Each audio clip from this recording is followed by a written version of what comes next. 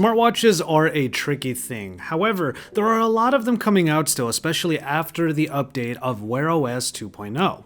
And with a better interface, you could get some better smartwatches, and we have a couple very affordable ones here now. So it's Joshua Vergara, what's going on everybody? And it's time to ask the question, who are the TicWatch S2 and the E2 for? A reminder that this is not an exhaustive list. If there are certain users that you think I missed in this review, make sure you let that be known in the comment sections down below, and let's have that discussion. These watches are for the minimalist. One striking detail about the Snapdragon 2100 smartwatches is their design, or rather the fact that they are so understated. While the previous editions had some colorful overtures, both these S2 and E2 watches are all black plastic everything. The S2 opts for a sportier outer ring with a splash of carbon fiber, but otherwise these smartwatches are meant to be minimal shells for all of the customization possible within. You can pick and choose as many of the elements of the watch face as you want. Make it fancy, make it cool, or just keep it simple. One other thing, even if the watches seem a little bulky in terms of surface area, both are pleasantly and almost surprisingly light. I hardly ever feel the watch on my wrist unless it buzzes or I have to charge it. I'm not exaggerating here, these are truly minimal watches, especially in weight. Okay, this one might be a little obvious as I'm talking about the TicWatch S2 here. The sporty look of the S2 makes it pretty clear which type of user it is geared toward, but some extra details add to its appeal for athletes. It has the 810G military grade rating, meaning that it can withstand a ton of punishment like extreme temperature, pressure, and shock. You may not ever find yourself in these kinds of situations in real life, but with the S2 you know you're covered. The E2 is not military grade, but you can still use it for swim tracking as both of these watches have a 5 ATM rating. That underwater rating is important because Mobvoi have also developed TicMotion, an AI-powered tracking suite that can figure out what type of swim stroke you're doing in the water so it is even more accurate. While these smartwatches may not have totally accurate workout or heart rate tracking for people like powerlifters or high-intensity interval trainers, it is certainly equipped for steady-state training on treadmills and bikes and similar forms of the like. Built-in GPS in either watch help track your distance when running outdoors or when you're hiking farther out in nature. Just fire the app up, let the GPS find you, and you're off to the races, quite literally. Or maybe you forget to fire up the fitness app. There's no worries there because the new TicMotion suite can figure out when you start a run and begin tracking that activity about 2 minutes after you start.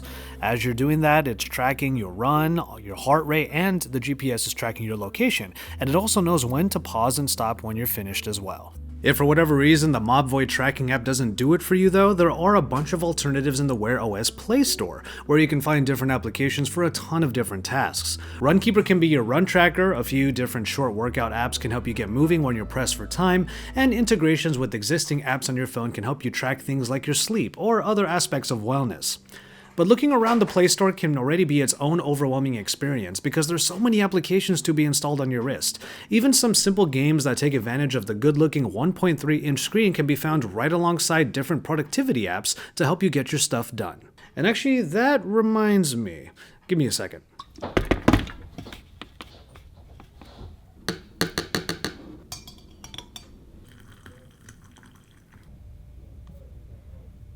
Set a timer for 3 minutes.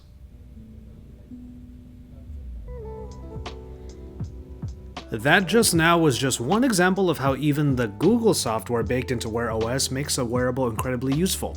Wear OS itself has undergone a major overhaul since it was rebranded from Android Wear, and now the elements that used to be really cluttered are easier on the eyes and easier on the swipes. Swipe over from the left and a Google Now-like screen shows you the weather, any reminders and events that might be coming up, and it even adds a small inspirational quote at the end. Swipe up and there are all the notifications, all of which can be tapped for reading or other actions like replying via voice dictation. Swipes from the right and from above bring up Tic Health and Quick Settings respectively. Honestly, Google Assistant already helps a bunch for any typical task, perhaps even mundane tasks like calculating tips on the fly, adding timers, or even creating reminders for the forgetful. It might be easy to get to your phone when you need to type down a quick note to remember something, but I've actually found myself using Google Assistant on the TicWatches to remind myself about small specific details throughout my day. One of my favorites? Parking spaces. Now, it is important to say when Google should remind you of something. This kind of easy reminder system can be really useful for people like students or young professionals who need a bit more nudging to remember things. I can certainly relate. Now, one thing to keep in mind though is that these watches are not for the all-day every day. I've just gone through a number of scenarios that these watches work really well for, including hiking and simple reminders via Google Assistant.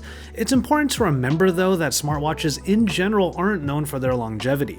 The TicWatch S2 and the E2 are much better suited to get past the 1-day mark than their previous versions, but don't expect them to go for much longer than that. Charging the watches nightly is the best way to make sure they are ready for a full day every day. This kind of eliminates one important aspect of smart wearables that I look for: sleep tracking. If you want the integration with Sleep as Android, for example, at least a short charge before bed will be required so that the watch can track all night. I do have some extra tips if you're looking to squeeze out more battery life though. You can keep the always-on display toggled so that the TicWatches act more like normal watches, but you gotta turn off all the gestures so that the rest of the AMOLED display doesn't turn on due to wrist movements or stray taps. Basically, treat your smartwatch like a smartphone. It only turns on when you hit that button.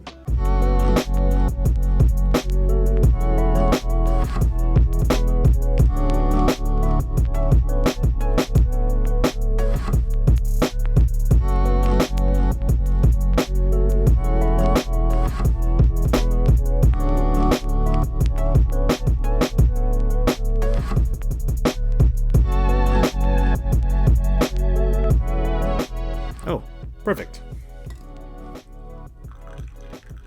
You know what, now that the tea is ready, this is actually a good time to talk about how the TicWatches are for the digital minimalist.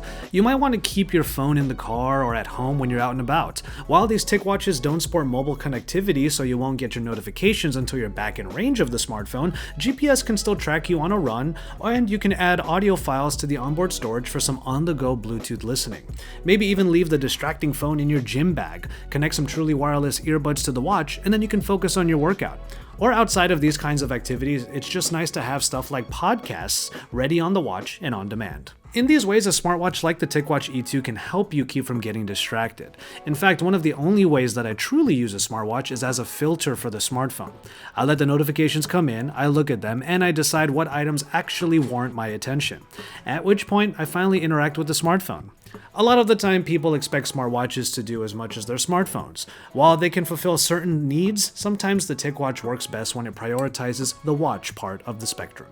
But now let's talk about how the TicWatch S2 and E2 in particular are not for fashionistas.